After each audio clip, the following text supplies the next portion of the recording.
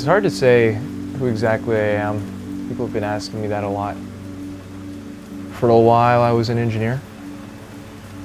After moving here for a bit, people started calling me the body guy. I guess since I was thinking about bodies, how they work, how to be pain-free.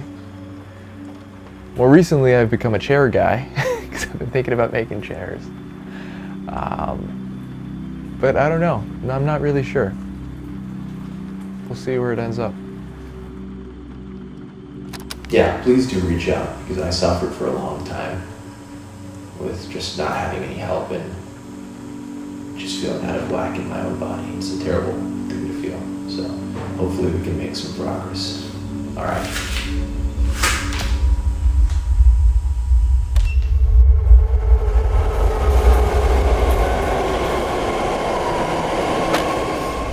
Arriving at West Oakland.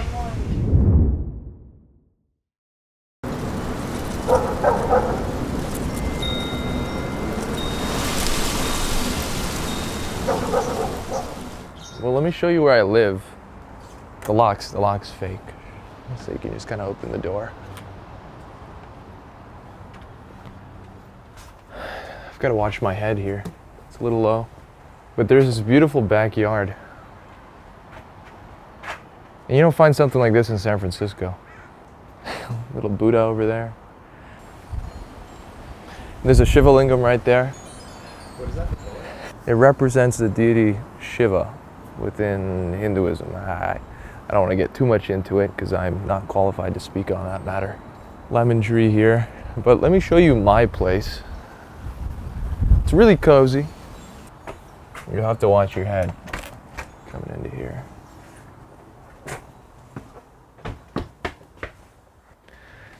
You know, I've been thinking a lot about chairs and seating recently, and so coming into this room, I had to figure out how to make it work.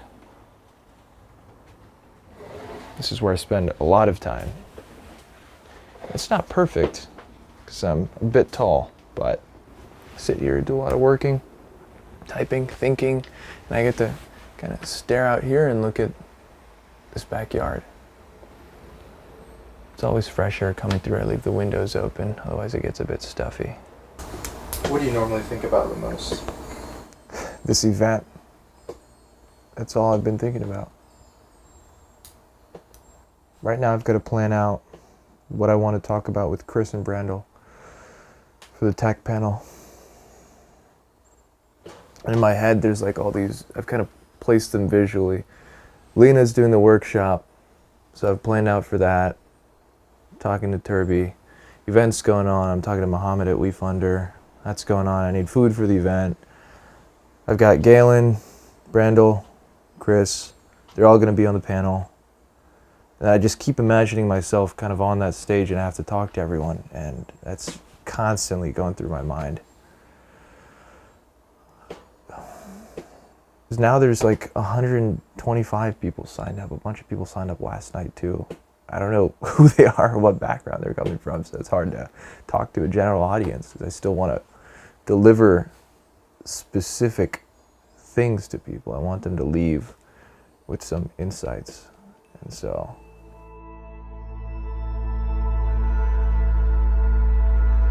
it's this massive house, just so tall.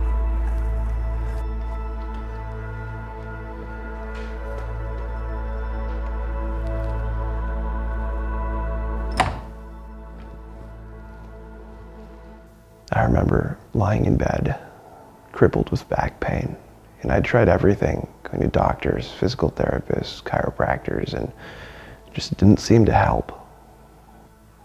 After trying everything that I could in the States and not finding the help that I needed, I had this far-out idea that I'd go to India. I'd find yoga teachers and I'd find gurus that could see right through me and tell me exactly what was wrong and finally help me cure my pain. And so I did that. I went to India and I traveled. I met many teachers and I learned a lot of things, but I still had pain. I didn't find this perfect person that I'd been looking for. And so when I came back, I was disillusioned and disappointed. But eventually I did find teachers that really could understand everything I was going through, and it turned out they were here in San Francisco, in the United States, all along. And I remember when I first met Bob Britton and Bonnie Bainbridge Cohen, it was like everything had come together. Things were finally starting to make sense. I realized how important language is, in that, you know, it's a technology. It conveys a lot of things that are deeply encoded within it. And I wanted to see if Sanskrit might allow me to express some things I'd been experiencing more accurately.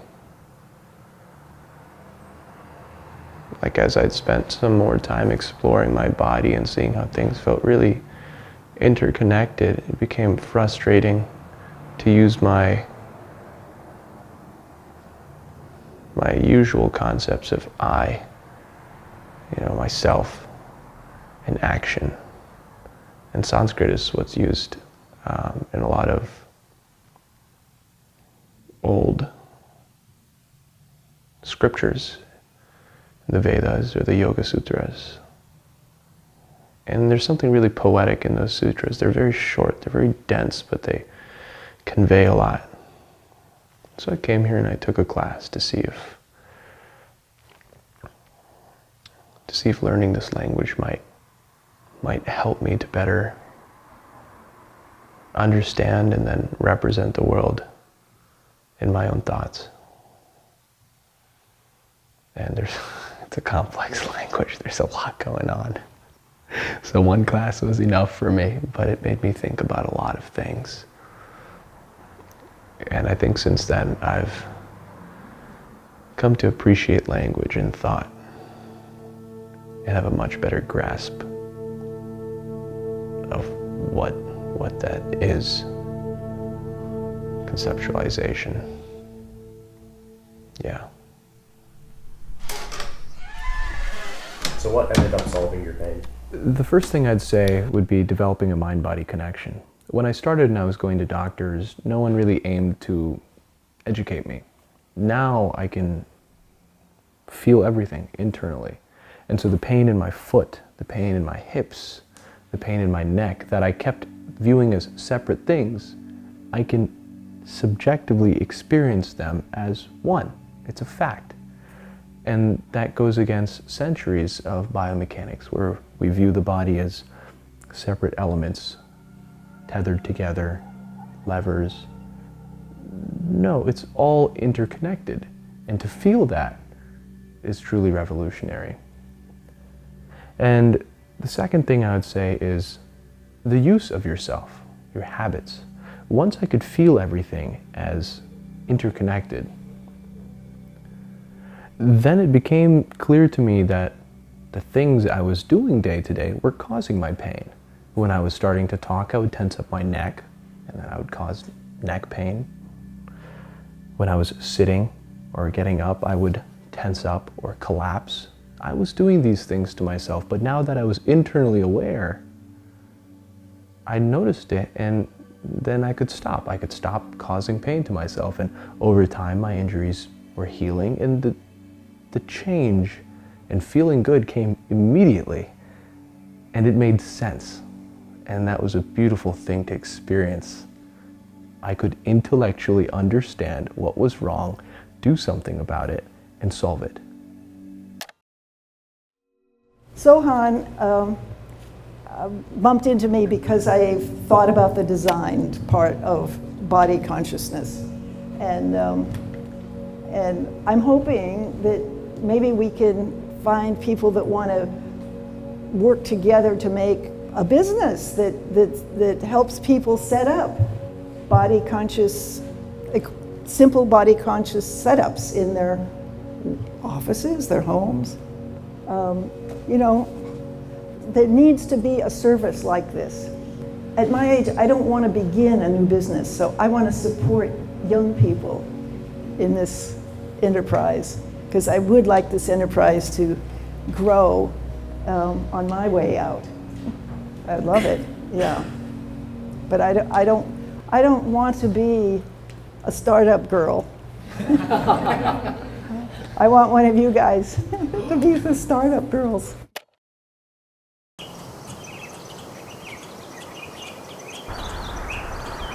Oh, Santosh, what are you doing here? I was just leaving actually. Oh, that's I was looking awesome. at- He's documenting me as I leave. Go out. Yeah, he wants to make sure you're out of the house. Are you coming tomorrow? What is tomorrow? The event I'm having that you said you... Oh, it is this Thursday. I thought it was last Thursday. No, tomorrow. I didn't get the invite. Galen, we maxed out registration. I had to cut it off. At 100? 150. Oh, 150? Hey, the word's getting out there. It's not So- amazing, amazing. Like, what are you gonna? Yeah, like you've struck a nerve.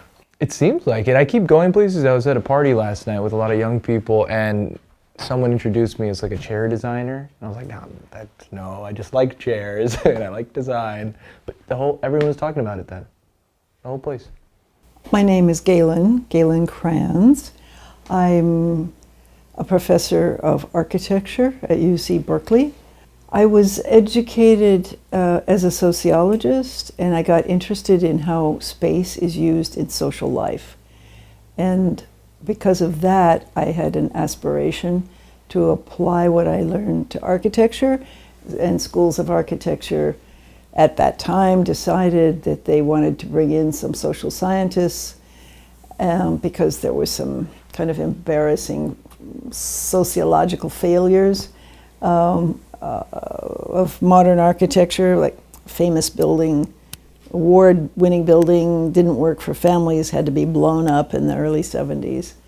So they wanted to think, well, let's bring in some social scientists to help us.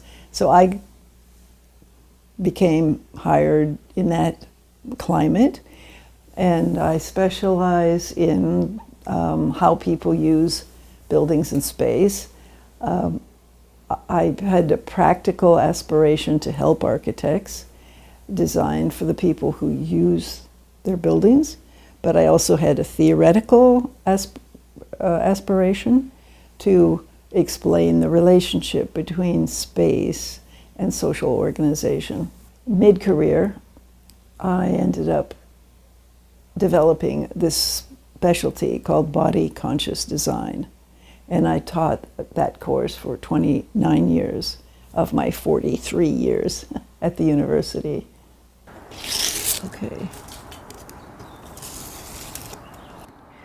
Okay, so what happened here was that I like the Corbusier and Charlotte Perriand chaise longue of 1925. That's metal and springs and leather. It's really comfortable. And its comfort stems from the fact that there's an open angle between the thigh and the trunk. So either we perch for that, or we can take that same position, like, okay, this is the bad right angle, we like this open angle. You rotate that in space, what do you get? A lounge chair. And that's what they did with the Perriand lounge. And I asked myself the question, could I make something equally comfortable in an unyielding material like wood? So I studied what happens, the deformations that happen when you use that leather and spring chaise longue. And then I figured out how to reproduce them in a hard material. So this curve, this comes forward, this comes back. And I kept the feature of being able to change the angle. See, it's in this arc, so you can change the way it works. You can have your feet really high up if you want. So this is how I work in a lounge, in the Corbusier and Charlotte Perriand lounge. It's very important to include her name because all of his other chairs are not body friendly, but this one is, and I think she used him because of his name, but I believe it's her design.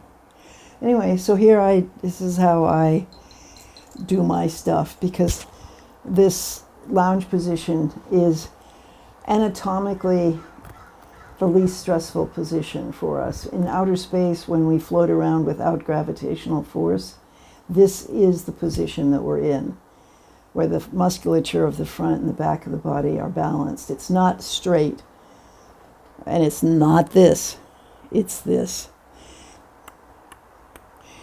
So because I have back problems, I want the easiest possible way to work. And this has been it. You've been working kind of nonstop on making connections for yourself. Whoops. Yes. We don't have even a we don't have a pricing structure of any sort. We don't have anything. We don't have an interior designer. The ones that I talk to, they can't show up. We just get someone kind of interested and who's wacky enough to try this out with us. We'll figure it out. I'll figure it out. Yeah. Yeah. I don't know. I just think if this video works out and if tomorrow, just, I don't know, gets the word out there, something will happen.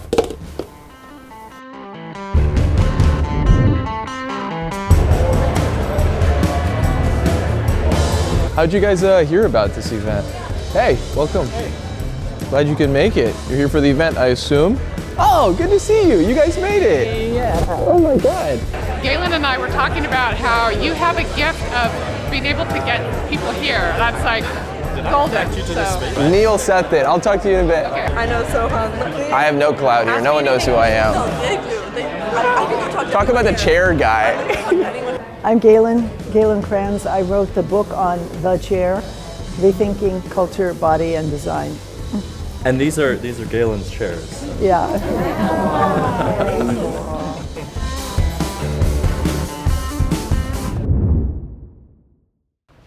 My goal is by the end of the year to have a physical space that we've actually crafted as an outcome of this shared vision, something we're working towards. I love concepts, I love talking about things and reading books, but I like tangible outputs. That excites me, and that's what we're working towards. So keep that in mind.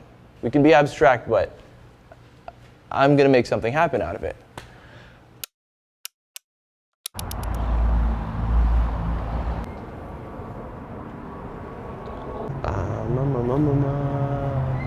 Is there a doorbell? Is it this or is it this? I don't want to call them again. They always send me through this like some lady picks up and asks me my name. Let's see if the garage is open. Where'd you get those shoes? This company called Soft Star. I think they're out of Oregon. Huh. Pretty Did crazy. you try them on before you bought them, or No, this hell was no. off of the internet? I had this like, I was experimenting a lot with shoes because I was having a lot of pain in my feet and my hips. And I think this was me going all the way. I got a lot of barefoot shoes and then I saw this. They looked way better on the internet. Then they feel? They feel great, actually. I love them, but they look so stupid. No, they look distinctive. I mean, they're like clown shoes. They're like duck feet, you know? Well, people's feet are like duck feet. And you're used to, seeing these pointy shoes, right? I mean, nobody has feet like that. I think they're made for Martians, right? Like they want to be all ready for the Martian invasion. And they got those pointy feet, it works great for them. There's a lot of products like that,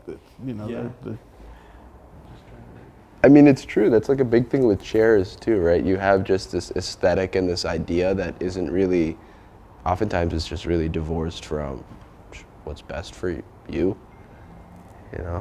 Well, I mean, I read that book your friend wrote. Oh, you did? Yeah. Galen. Yeah.